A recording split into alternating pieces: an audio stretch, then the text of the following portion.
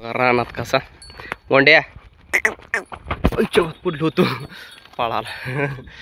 येऊन तर एवढं लागतंय चैत्याच्या महिन्यासारखं.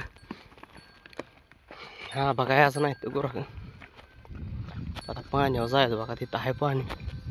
ते बंगल्याची कामं चालली ती वाडीत 3 बंगलं झालं आमच्या. सोय हिरवं हिरवा कांदा मका. मका जास्त आहे कांदा कमी आहेत. घेवडं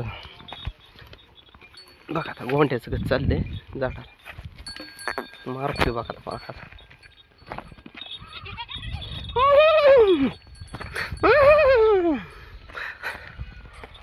हा काय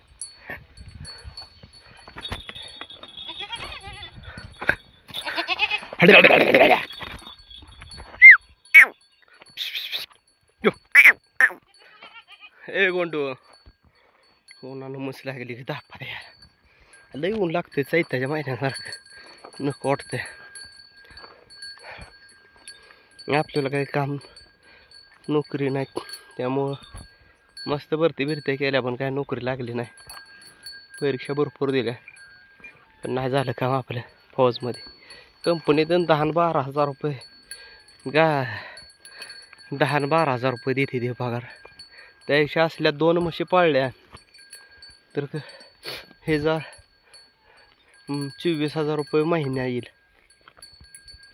4 ठेवले तर कंटिन्यू राहते. नंतर आपण हेच उद्योग निवडलाय. अजून अशा या म्हशी 4 करायच्या आहेत. आणि ह्या 2 कालवड्या अजून 2 कालवड्या आणायच्या. ती इकली तर 2 कालवड्या आणायच्या आणि शेडवर रानात बनवायचं. कारण की लय जनावराचा बी नाही ताकडा जमत. हेचाच पगार येतो 12,000 रुपये महिन्याला.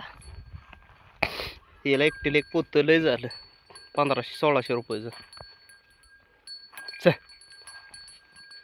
आणि 2 असली तर जाणार 20 दिवस जाणार 20-22 दिवस.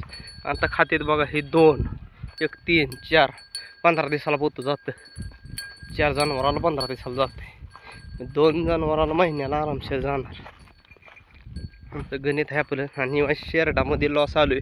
बोकड आपली इकायचे गोंड्या मला घ्यायचं असेल तर बघा देऊ आपण योग्य जुळवून देऊ. लय बी रकडपट्टी करायची नाही. कारण की हे शेळी बी द्यायची आहे आपल्याला. ही जमलं तर ही बी द्यायची आहे. शेळ्या नाही ठेवायच्या कारण की म्हणलं लावलात पण लय त्रास होतोय. त्यामुळं ते बघा आमची केवढीशी वाडी दिसते. एवढीच घर आहे ती. 30च घर आहे ती. माझा लुक बघितला तर तुम्ही हातचाल. कारण की एवढं हे दिसतंय कसं आहे.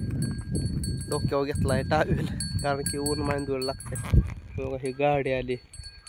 एवढाच रस्ता आता याला जायला एवढाच रस्ता आहे. दुसरा रस्ता नाही. चोरानं आलं तर ह्याच रस्त्याने जाऊन ह्याच रस्त्याने जायचं. काहला तर फुट मग कारण की डोंगर आहेत.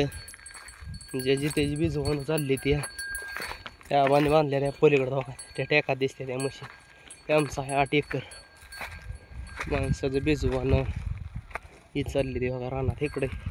हे इकडं असं गाव आहे. हे इथं गाव आहे आणि हा बघा तलाव आहे. फुटला तर ह्या गावाच्या कडेनं पाणी जाणार एवढ्या टप्प्यातनं. हे कसं आहे सगळं. हे स्मशानभूमी आमची. ही विहीर आहे. त्या झाड आहे ती त्यात विहीर आहे. इथे तर आम्ही संध्याकाळ मोटर चालू करा.